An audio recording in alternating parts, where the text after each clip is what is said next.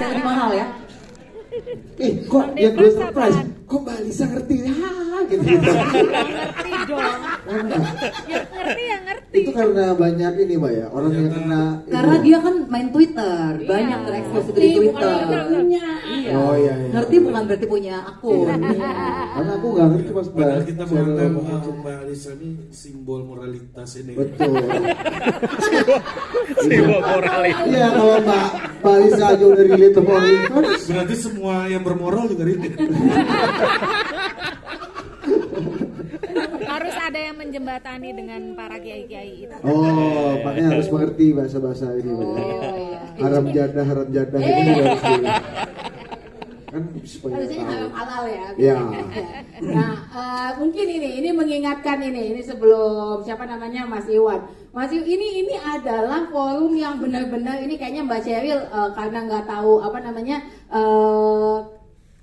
pohon keluarga ya. Ini Mbak Alisa ini membawahi jaringan Gus Durian. Dia disebutnya dengan Imam Gus Durian gitu ya. Besar. Imam besar. Imam besar. IBG. Imam besarnya segini. Enggak besar-besar amat. Lebih besar lagi. Ini jaringan Gus Durian itu policy pertamanya adalah tidak melakukan politik praktis. Jadi tidak ada dukung-dukungan. Bahkan saking segitu netralnya, bahkan Pak Prabowo sendiri bilang kalau Pak Prabowo Gus Durian ya. Dan orang-orang yang ada di jaringan Gus Durian yang mau ikut politik, yang mau ikutan, iya itu sudah benar-benar dicutikan ya, termasuk Pak Prabowo kan, makanya ya kita bilang Pak Prabowo cuti dulu, nggak bisa. Gus Durian soalnya nggak boleh ini. Jadi ini Mbak Alisa, bukan Mbak Yeni. Kayaknya Mbak Cheryl salah orang. Tadi aku nggak ngomong Mbak Yeni loh. Iya, tapi kan Mbak Cheryl bilangnya ini pendukungnya 03 semua, salah.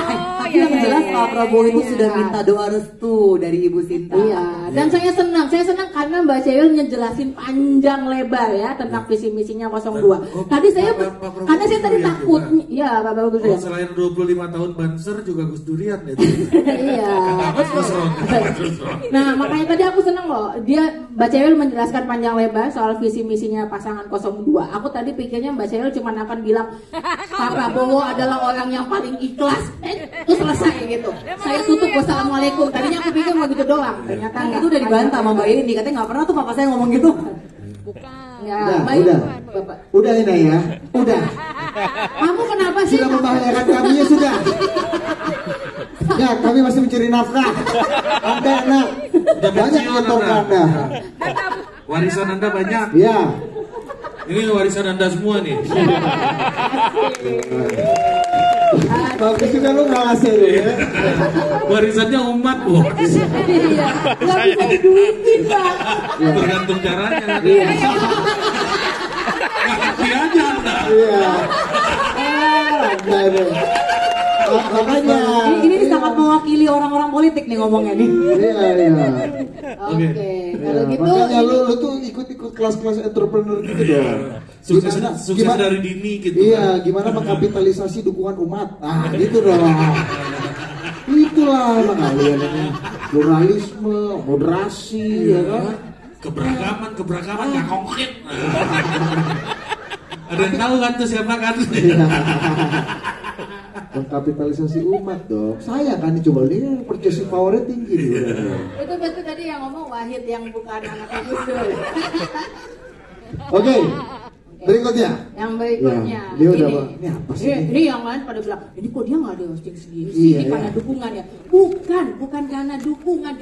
Kita nih semuanya di sini nggak ada dukung mendukung ya. Di sini netral. Dia nggak di hosting karena sulit menemukan apapun dari mereka. Makanya saya bilang yang lebih buruk dari pasangan yang diomongin jelek adalah pasangan yang nggak dianggap. Jadi ya, seburuk-buruknya politisi adalah tidak pernah dibicarakan ini ya.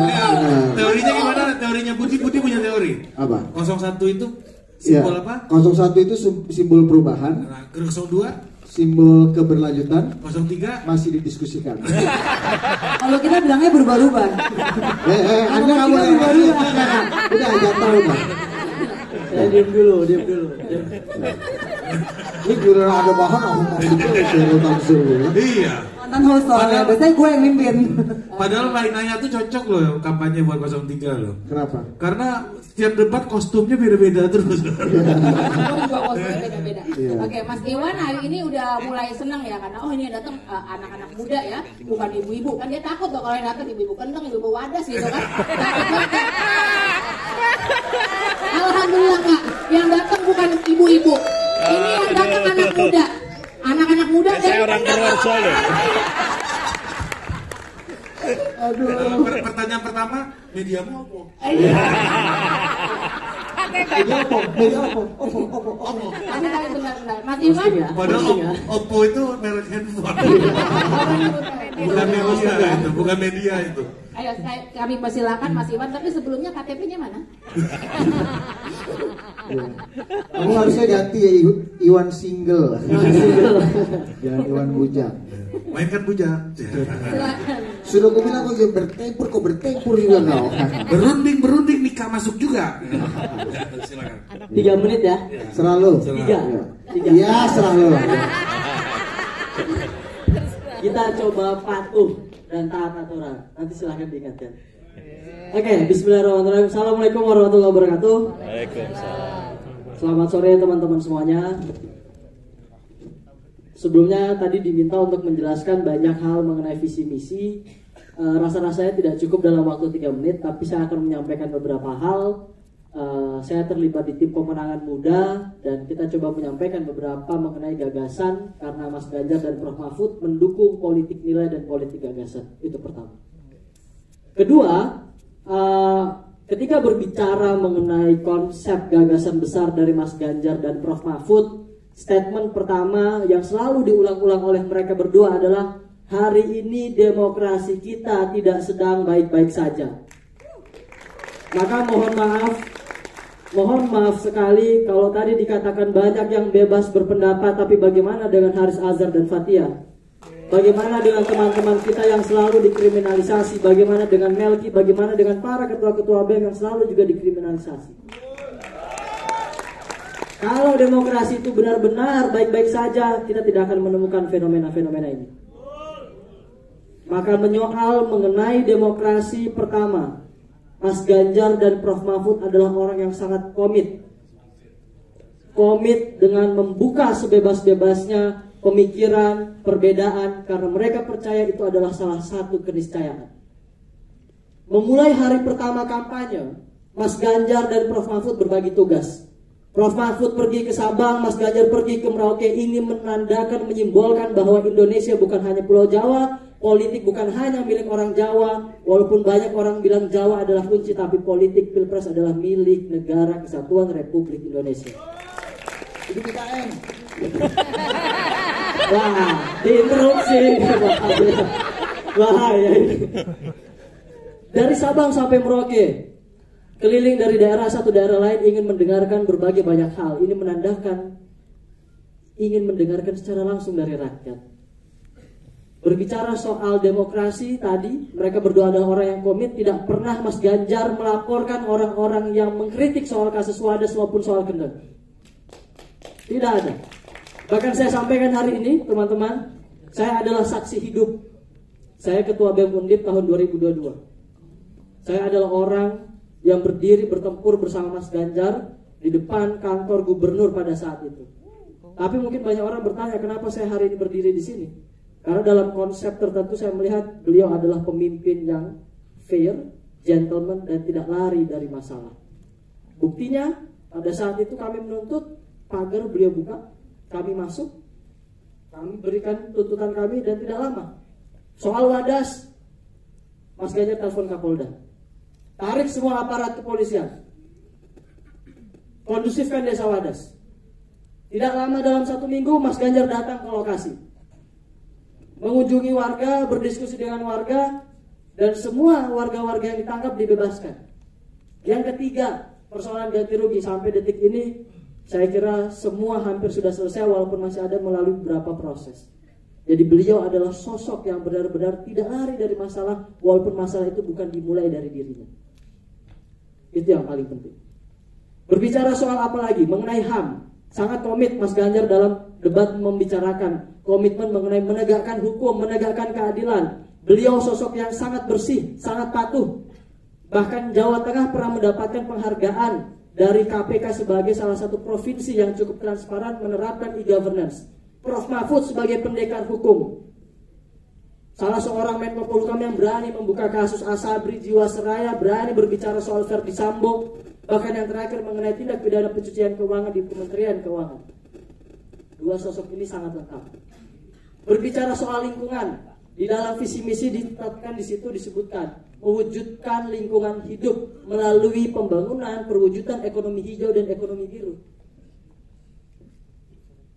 Ada 2.353 desa energi di Jawa Tengah. Mas Ganjar visioner berbicara soal energi terbarukan.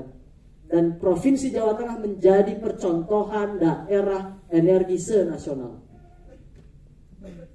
Berbicara lagi soal sektor yang lain, pangan, ada sekitar 268 desa mandiri pangan. Kenapa saya selalu berbicara soal Jawa Tengah? Karena tadi dua sosok pemimpin ini mempunyai track record. Kita tidak ingin berbicara omong-omong, kita tidak ingin berbicara soal gimmick-gimmick. Saya berbicara soal apa yang sudah dilakukan. Silahkan teman-teman googling. Kalau tadi dikatakan 01 soal perubahan, 02 soal keberlanjutan, 03 bukan masih didiskusikan. Tapi 03 tidak munafik. Apa yang diubah, apa yang dilanjutkan. Maka kami menerapkan 03 adalah perbaikan. Apa yang seharusnya diubah, kami ubah. Apa yang sudah baik, kami lanjutkan. Visioner ke depan. Itu.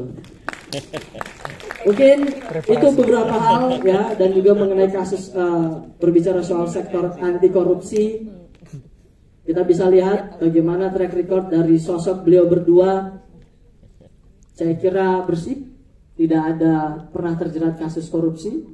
Walaupun mengenai IKTP Mas Ganjar pernah dikaitkan, tapi bahkan saksi kunci Andi Narogong menyampaikan Mas Ganjar tidak terlibat. Bahkan Mas Ganjar salah satu anggota yang aktif pada saat di Komisi 2 berbicara soal menyoalkan kasus tersebut. Jadi saya kira itu. Dan yang terakhir, saya tidak ingin lama-lama karena saya ingin taat pada aturan. Terakhir teman-teman semuanya, almarhum Gus Dur pernah menyampaikan, tidak ada jabatan yang perlu dipertahankan mati-matian. Maka hari ini, sebelum-sebelumnya Prof. Mahfud telah memberi contoh kepada kita. Jangan hanya karena kekuasaan menghalalkan segala cara. Jangan karena kekuasaan kemudian mengesampingkan rakyat-rakyat kecil. Negara ini tidak bisa diselesaikan hanya dengan joget-joget saja. Karena masih banyak rakyat yang menangis di luar sana. Ya, langsung. Ini. Saya kira itu saja teman-teman ya. Saya kira itu saja. Sekali lagi terima kasih. Assalamualaikum warahmatullahi wabarakatuh. Selamat sore. Oke.